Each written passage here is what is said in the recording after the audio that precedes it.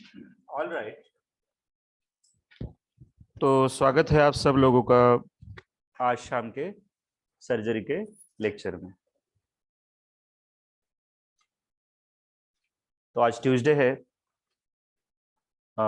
इस वीक का जो हमारा टारगेट है एग्जाम गोइंग बैच के लिए पर्टिकुलरली, और जो दूसरे बच्चे भी स्टडी कर रहे हैं, उधर आवाज आ रही है clear online? Yes sir. Hello. Yes sir. Okay. हो सर।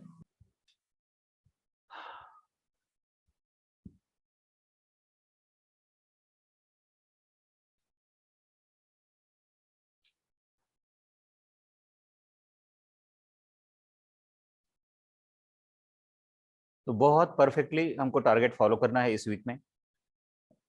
ये वीक हमारे लिए बहुत इंपॉर्टेंट है। जैसे कि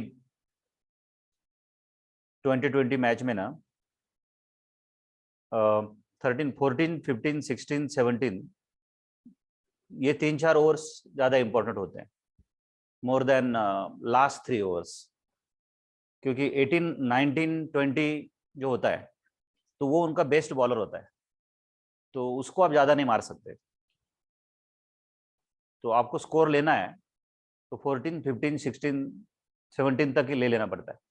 आखिरी ओवर में सपोज जसप्रीत बुमराह जैसा वगैरह यॉर्कर वाला बॉलर रहा तो वैसे भी वो उसको लगा के रखते हैं, उसकी ओवर बाकी रखते हैं। वो गेम प्लान वैसा रहता है उनका, तो उसको मारना डिफिकल्ट, उल्टा विकेट जाती है उसके।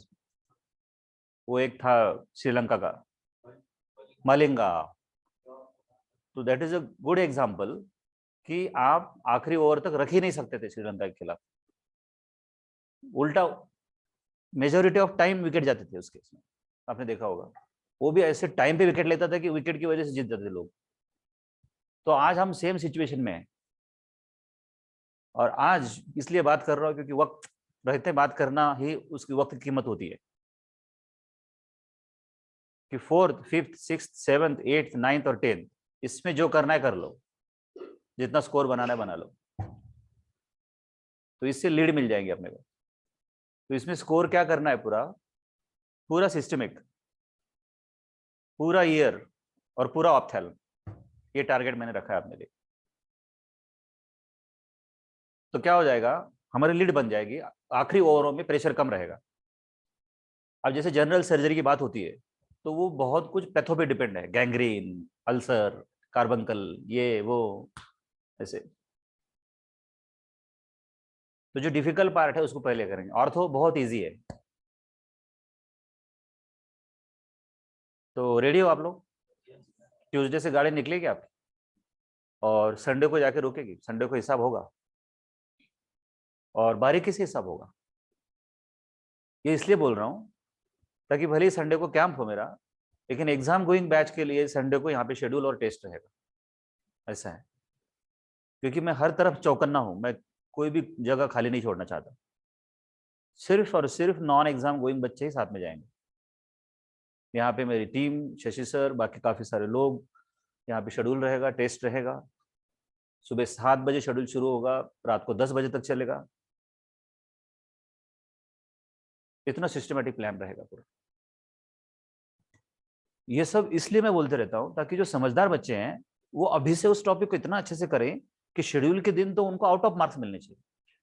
ऐसा है, जो समझने वाला है ना वो अभी से समझ जाता है। जो ना समझो बोलता है हाँ फिर संडे को करने का ना, फिर संडे को करेंगे। ऐसा नहीं होता कभी स्टडी के बारे में। जितना सिंसियरली आपने लेक्चर किया तब बाद में स्टडी करते समय आपको मजा आता है। ये हमारा प्रिंसिपल है। तो सेनाइल एनलार्जमेंट ऑफ प्रोस्टेट, ये अपने आप में एक लॉन्ग क्वेश्चन है, 20 मार्क के लिए भी आ सकता है। और ये ऐसे हो सकता है कि एग्जामिनर का फोकस लास्ट 5-6 सालों में, 7 सालों में उसने अपेंडिसाइटिस पूछ लिया हो, रीनल कैल्कुलाई पूछ लिया हो, इंटेस्टिनल ऑब्स्ट्रक्शन पूछ लिया हो, हर्निया पूछ लिया हो। अब वो थोड़ा अलग जोन में जाना चाहता हो, तब वो जेनेटेलिया एंड अदर फैक्टर्स में पूछेगा। तो ऐसे इसका 6-7 साल में नंबर लगता है प्रोस्टेट का। तो उस तरह से आप उसको देख लो, लेकिन है पूछने लायक। अगर इस सेक्शन में, इस जोन में अगर उसको पूछना है तो अच्छा स्कोप है। Benign enlargement of prostate. और वैसे भी कॉमन डिसीज है ओल्ड एज में, तो एग्जामिनर चाहेगा कि ये आपको पता होना चाहिए, तो मतलब उसका एक आउटलुक होता है। वो बिना वजह से लॉन्ग क्वेश्चन नहीं पूछते सर्जरी में, कॉमन डिसीज ही पूछते हैं वो। मतलब रीनल कैलिकुलाई पूछेंगे, गॉल स्टोन पूछेंगे, अपेंडिसाइटिस पूछेंगे, क्रॉन्स पूछेंगे, इंटेस्टिनल ऑब्स्ट्रक्शन पूछेंगे, ऐसा गैस्ट्रिक अल्सर पूछेंगे। तो हमारा भी फ्रीक्वेंसी उसके जैसा होना चाहिए। जैसे एक चोर को पकड़ने के लिए पुलिस को उसका उसके जैसा सोचना पड़ता है, तो एग्जामिनर के जैसा सोचो। Main question, common disease. तो लॉन्ग क्वेश्चन के लिए हमने पहले से सब हेडिंग रखे, etiology, pathology, clinical features, examination of patient, investigation and treatment, allopathic treatment, surgical treatment and homeopathic treatment. Etiology, there are two theories. Number one is hyperplastic theory. It is believed that the pathology is a proliferative change in the prostate, and it results from the derangement in the normal hyperplasia involution cycle of the prostate. And this is caused by the imbalance between the androgenic level, that is sex hormones, as age advances. That is called as fibroadenoma. तो first thing तो ये important है कि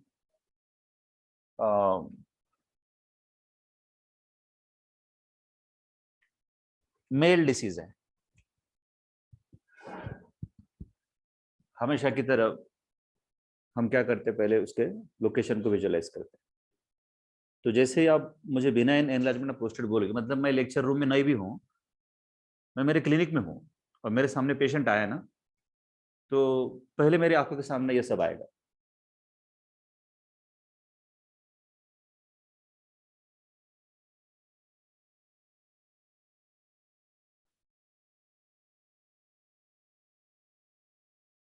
उसका right kidney,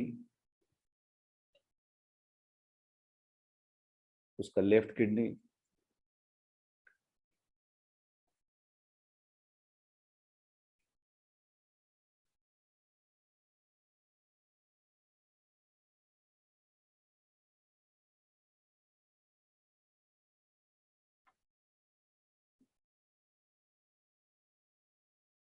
उसका bladder,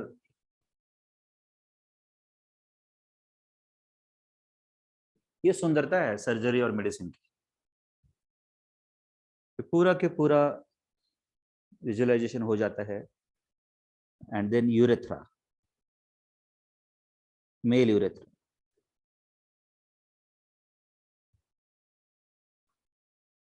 और इसके context में आपका prostate. And this is the use of knowledge of first year and second year.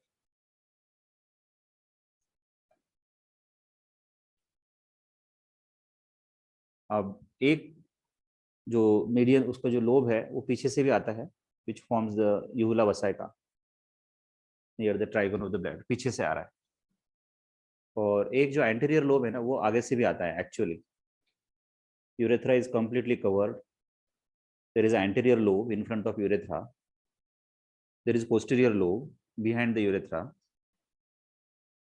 there is a lateral lobe on each side of urethra and neck of bladder, there is a median lobe ऊपर जो रहता है, उसकी वजह से उसको dot form में दिखाया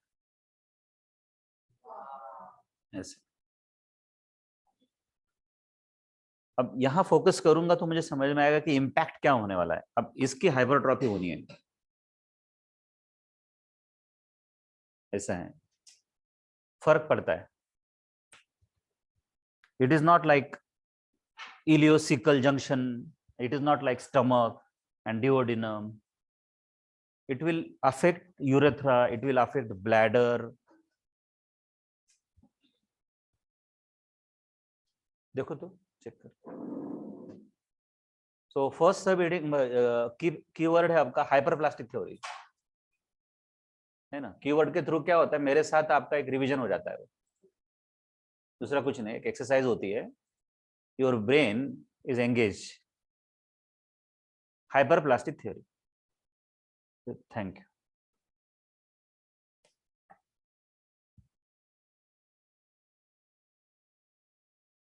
तो अब ये सब लोगों को पता रहता है कि ओल्ड एज में कहीं ना कहीं आपने सुना रहता है कि उनको प्रोस्टेट की तकलीफ है, उनको प्रोस्टेट की तकलीफ है, तो दादाजी को प्रोस्टेट की तकलीफ है, नाना जी को प्रोस्टेट की तकलीफ है। तो एक ग्रुप ऑफ साइंटिस्ट ने ये माना कि जैसे जैसे मेल्स में ओल्ड एज हो जाता है तो सेक्स हार्मोन्स में होने वाले चेंजेस, इम्बैलेंस आता है और उसकी वजह से ये हाइपरट्रॉफी हो जाती है, मेटाबॉलिक चेंजेस हो जाते हैं, नॉर्मल मेटाबॉलिज्म ब्रेक हो जाता है। भाई क्यों? क्योंकि ये एक सेक्सुअल ग्लैंड है, मेल सेक्सुअल ग्लैंड है, तो हो सकता है कि वो हार्मोन्स की वजह से हो हाइपरट्रॉफी। तो इसको उन्होंने नाम दिया हाइपरप्लास्टिक थ्योरी। और दूसरा ग्रुप ऑफ साइंटिस्ट ने ये बोला नियोप्लास्टिक थ्योरी। दूसरा कीवर्ड आप लिखो, neoplastic theory. Pathology is actually a benign neoplasm and that is an adenoma in the gland. So adenofibromyoma. And according to this theory, there is a proliferation of all the elements of prostate. You can say कि it is benign tumor.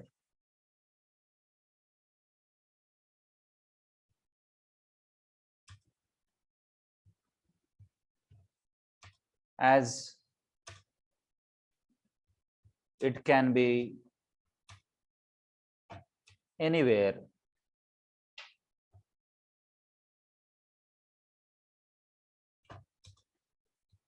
in the body.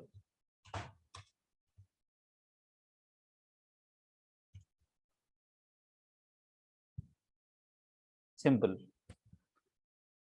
तो इस group का ऐसा मानना था कि भाई कोई स्किन का ट्यूमर होता है, कोई इंटेस्टाइन का ट्यूमर होता है, कोई नेक का ट्यूमर होता है, बिनाइन ट्यूमर, कोई ब्रेस्ट का ट्यूमर होता है, फाइब्रोएडेनोमा ऑफ ब्रेस्ट, तब तो आप कुछ नहीं बोलते कि हार्मोन्स वगैरह कुछ उसकी वजह से हुआ है। It is as simple like that कि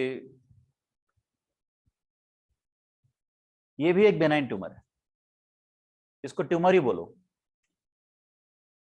उसको ऐसी नेचुरल थ्योरी मत बनाओ कि वो ओल्ड एज होता होगा, फिर सेक्स हार्मोन का इम्बैलेंस होगा, उसकी वजह से हाइपरप्लेजिया होगा।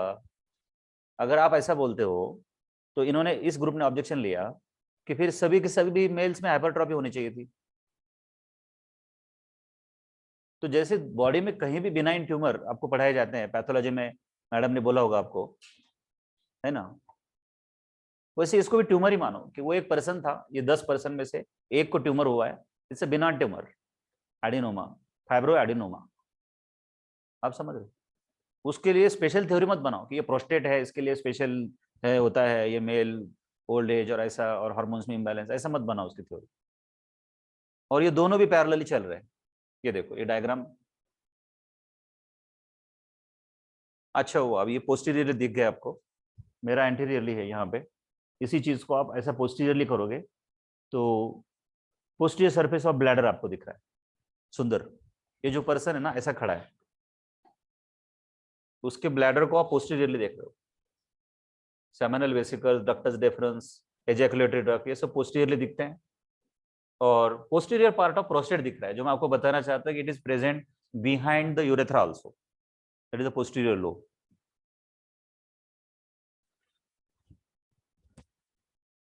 Easy part, easy part.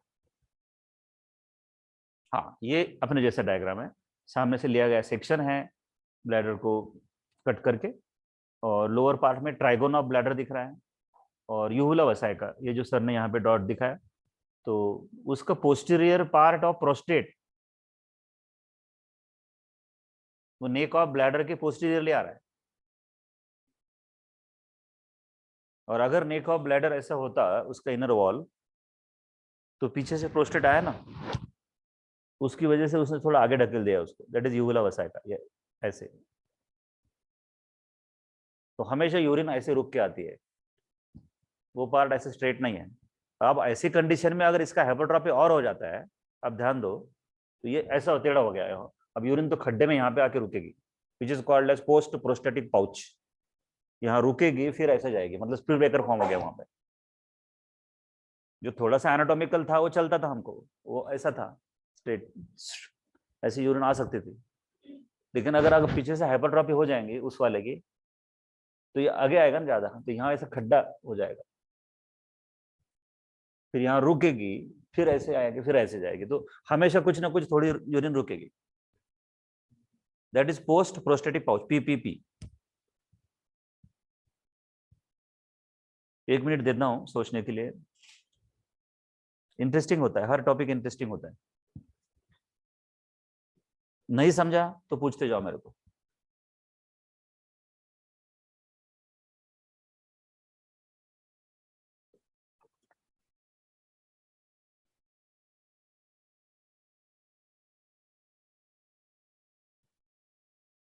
There is a lower part of bladder which is neck of bladder.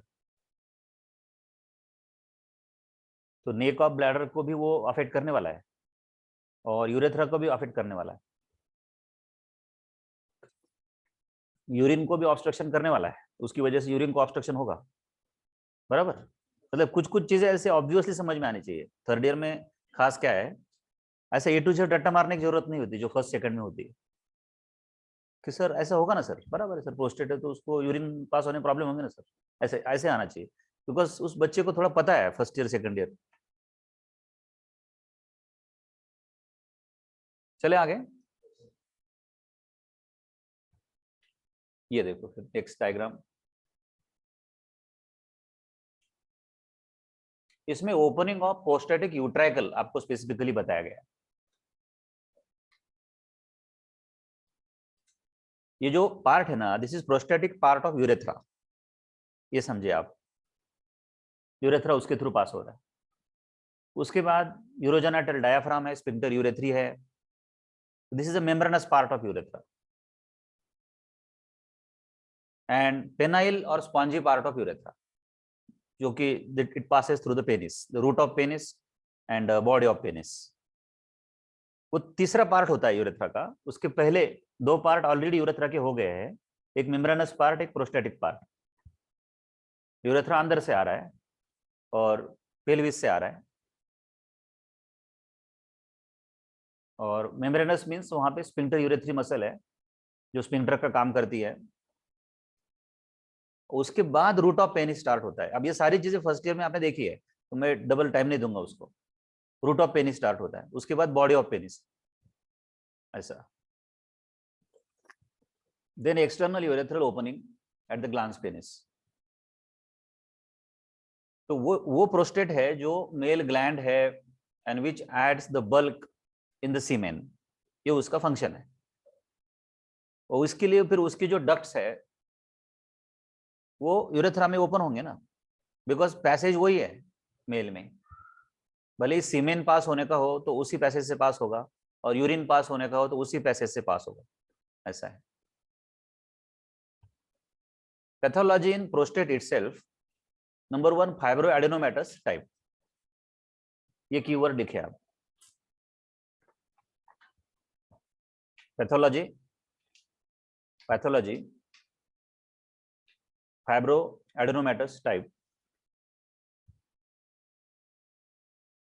देखो, fibro means fibrous tissue and adenoma means glandular. ये सब सेकेंडरी में सिखा होगा मैडम ने आपको। ग्लैंडुलर से जब ग्रोथ होती है दैट इज एडेनोमेटस। अब सुंदरता है कि प्रोस्टेट अपने आप में एक ग्लैंड है, पहले ये समझिए। जैसे ब्रेस्ट भी एक ग्लैंड है, तो उसमें ग्लैंडुलर टिश्यू है। अब उसमें ग्रोथ हो रही भी नहीं तो एडेनोमा बोल सकते हैं हम, ऐसा है। लेकिन बाकी दूसरे सपोर्टिंग फ्रेमवर्क भी है ना, फाइब्रस टिश्यू भी है ना, जैसे ब्रेस्ट में भी है। उसका लॉन्ग क्वेश्चन हम लोग देखते हैं, fibrous part stroma is form by the fibrous part and fatty part.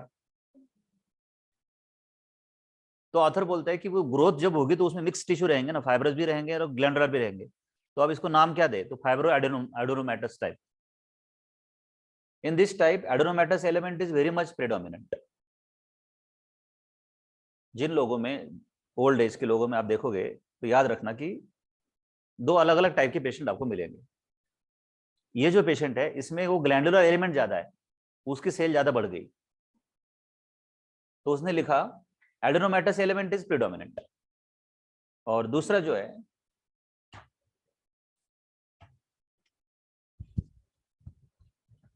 the prostatic enlargement may be of the following types: lateral lobe enlargement or median lobe enlargement or median bar.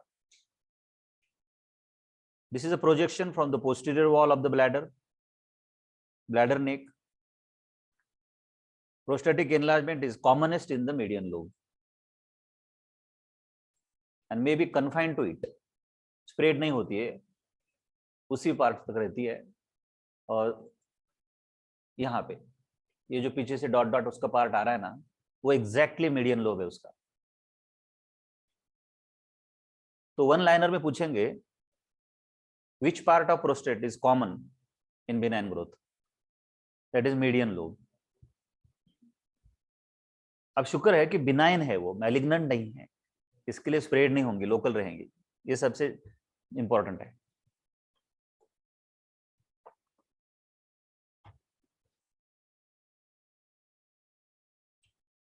Fibrous type, this is less common. There is a hyperplasia of the fibrous tissue at the cost of glandular tissue, ऐसा है। अब ये patient थोड़ा सा अलग type का है, तो एज ए डॉक्टर आपको ये समझना होगा कि सिंपली प्रोस्टेटिक एनलार्जमेंट में सिर्फ प्रोस्टेटिक एनलार्जमेंट नहीं है, उसमें भी थोड़ा सा अलग अलग टाइप है। ये पेशेंट में उल्टा हो रहा है कि जो बेचारे के ग्लैंडुलर टिश्यू थे वो भी रिप्लेस हो रहा है, सारे ग्लैंडुलर टिश्यू फाइब्रस में कन्वर्ट हो रहे हैं, तो होने वाली जो ग्रोथ है वो फाइब्रस ग्रोथ मानी जा रही है।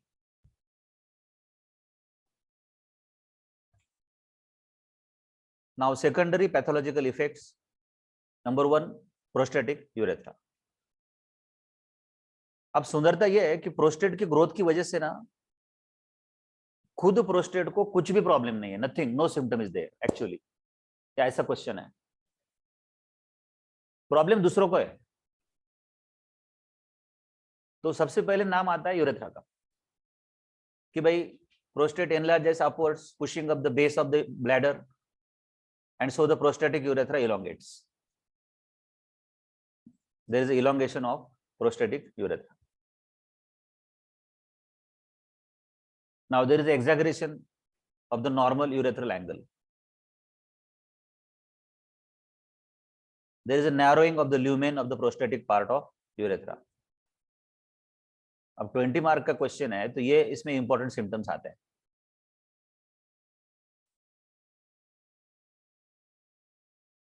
देखिए आप ध्यान से, ग्रोथ प्रोस्टेट की हो रही है और प्रॉब्लम यूरेथ्रा को हो रहा है। इसके लिए सर ने क्या किया, थोड़ा सा पहले आपको एनाटॉमिकल कोरिलेशन बता दिया। elongation of prostatic urethra, exaggeration of urethral angle and narrowing of the lumen. This is 1070, ये यहाँ पे।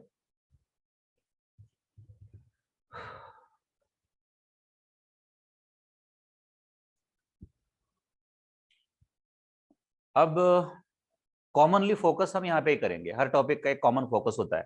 जैसे कोई क्रॉन्स बोलता है तो टर्मिनल पार्ट ऑफ आइलियम, ऐसे भले वो बोलते समय बोलेंगे कि ये लार्ज इंटेस्टाइन में भी हो सकता है, इधर भी, दैट इज डिफरेंट।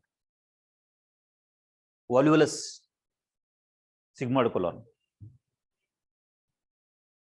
वैसे ही प्रोस्टेट के बारे में 90% टाइम में इधर फोकस करूंगा पहले। तो अब जैसे वो ग्रोथ होगी ना, आप समझो कि वहां पे कोई चीज है ऐसे और आप उसको खींच रहे हो, क्योंकि वो ग्रोथ की वजह से ना उसको ऐसे ऊपर लेके जाएगी वो ब्लैडर को। अब जैसे आप इसको ऊपर खींचोगे ना, ये जो थोड़ा सा डायलेटेशन दिख रहा है ना, ये ऐसा नैरो हो जाएगा,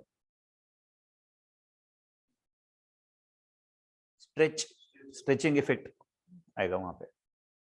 तो नॉर्मल एंगल उसका डिस्टर्ब हो गया, यूला वसा का, neck of bladder, internal urethral orifice, urethra, जो ल्यूमेन उसको चाहिए। तो there is a stretching effect, exaggeration of the angle narrowing of the lumen of the urethra. ये जितना आपको दिख रहा है अभी यूरेथ्रा प्रोस्टेटिक पार्ट, वैसे नहीं दिखेगा। आप इमेजिन करो कि वहां पे एक रबर की ट्यूब है अच्छी खासी, और अच्छा खासा उसको डायलिटेशन दिया हुआ है। हाँ, अब वो ट्यूब को ऊपर के पकड़ के आप ऐसे खींच रहे हो,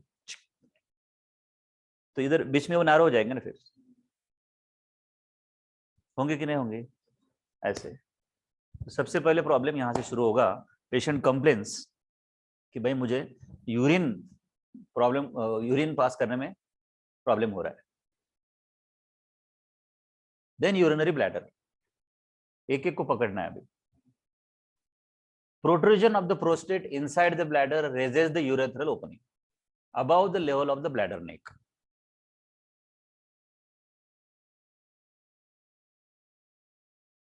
And thus there is a dependent part of the bladder below and behind the urethral opening.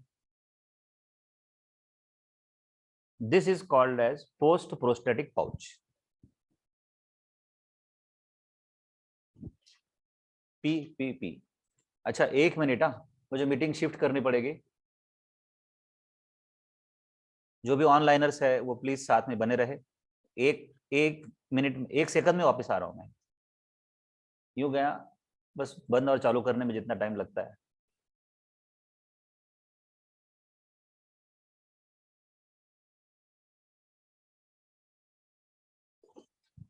तब तक आप चाय पीजिए। चाय कहाँ मिल लीजिए आप।